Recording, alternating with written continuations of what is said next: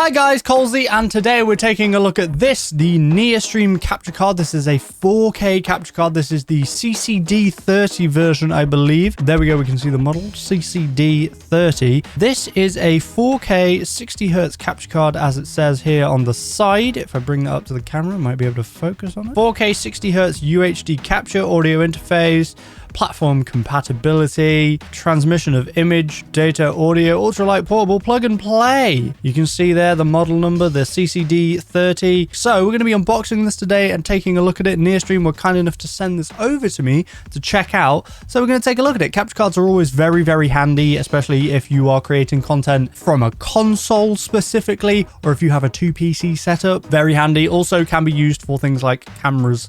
My camera here that I use does go through a capture card itself. Shall we unbox this thing and take a look-see? So first of all, we have a USB-C to standard USB cable. That seems to be an adapter, so it can do USB-C to USB-C. There you go. And here we have, that was not expected, I'll be honest. What is this? A HDMI to HDMI cable? I did not expect that to come in the packet. I'll be honest, I did not expect that. I was literally thinking, like planning my testing of using it, I was like, oh, I didn't bring an extra HDMI cable with me. I'll have to search for one. I don't anymore, because NearStream provided one themselves. Bring this out. We have a warranty card. We have a user manual, but again, it's supposed to be very plug and play, so we'll test the plug and playness of it. And here we have the device itself. There we go, the NearStream. It's actually quite light feeling, not very heavy. There's the HDMI out on that side, and on the other side, okay, so I was expecting the HDMI out to be on one side, and then on the other side, the HDMI in. That's not how it works. So we got USB-C on the end, so that's to power it and to plug it into a computer.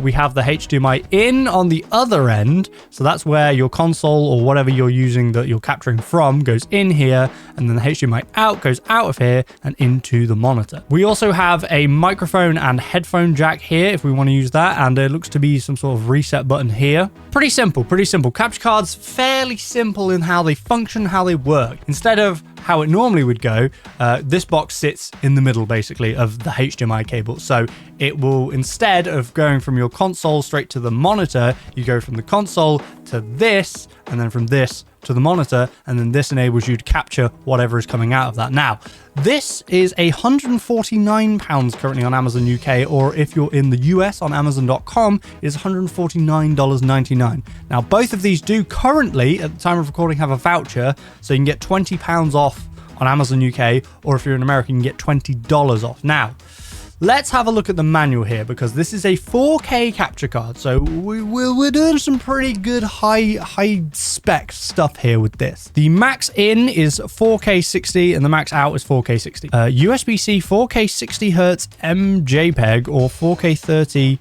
at NV12 or H.264. Okay, so I assume they're the different file types it can be. LED indicator, which is on the top. We have the LED indicator, which is here on that, which I guess will just tell us that it is on.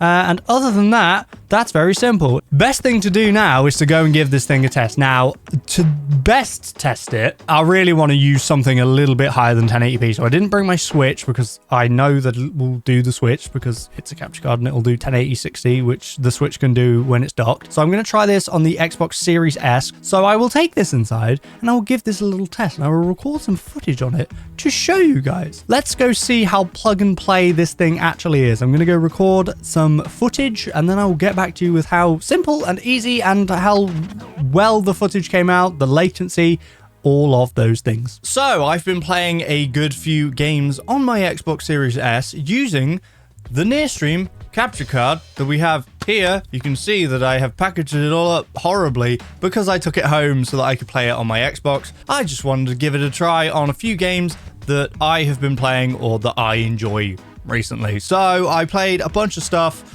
I have to say, it was super simple to set up. A lot of capture cards are this simple to set up.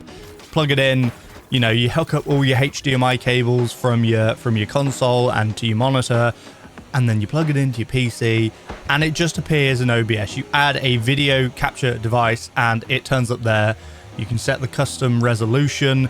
and that stuff. It's very simple to set up and pretty much exactly the same as every other capture card I've ever used. Super simple. Don't have to install its own software or anything like that. It just appears in OBS, which makes it really easy to use. Literally did it in the morning, set that up, and then I went through a few games that I enjoy and that I've been playing, and I recorded some footage for you guys to see. So you guys will be watching the footage as I'm speaking over this now.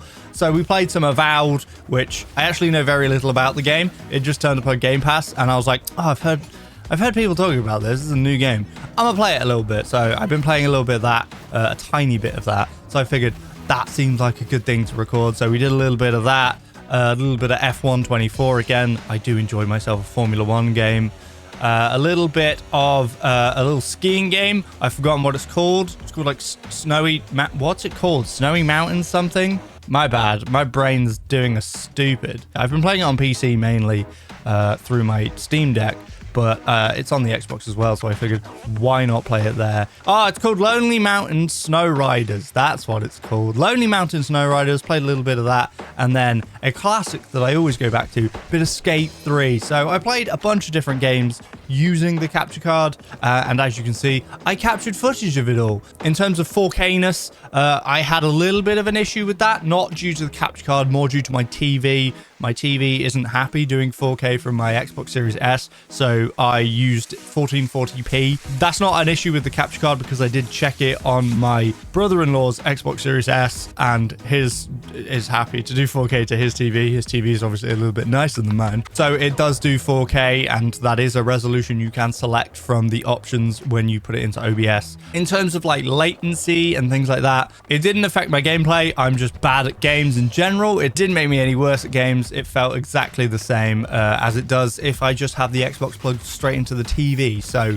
in terms of latency and like lag and like controller input lag, it made no difference. It felt perfectly fine. It felt good. Honestly, I don't think I'd noticed that I was going through a capture card if you didn't tell me I was. It just worked really well. Now, I understand the price tag is a little bit high, but if you're looking for 4K 60 FPS, then you're going to be spending a little bit more money than you would be on something that is more of a 1080p 60 FPS capture card. But I feel like the NearStream is a nice option. It does work, it's functional, and it's plug and play. It's good that I'm able to make this video and put it out there, and so more people can hear about it and make that decision. You're not just stuck with the big brands that are your classic capture cards that you've probably heard of. There are other options out there for you that do a great job. There we go. That's the CCD30 from NearStream, a 4K 60 FPS capture card.